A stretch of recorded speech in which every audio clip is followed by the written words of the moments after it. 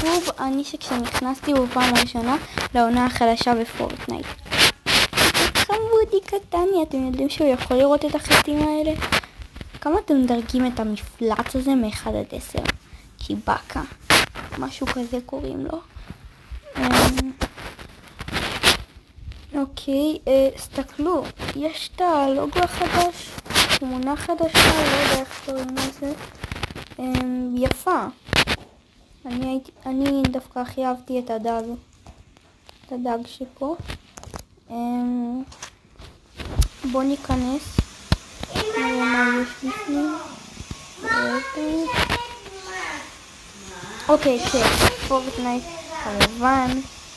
באטל פאס. רוצים רק מזומני. אוקיי, אז התמונה מאחורי הלובי די יפה. מה זה המטוסים האלה? אף פעם לא ראיתי אותם. אוקיי, איך התמונה של הבאטל רויאל נראית? זה מה שאני רוצה לראות. דקה. רגע. הנה הבאטל רויאל. וואו, זה נראה יפה.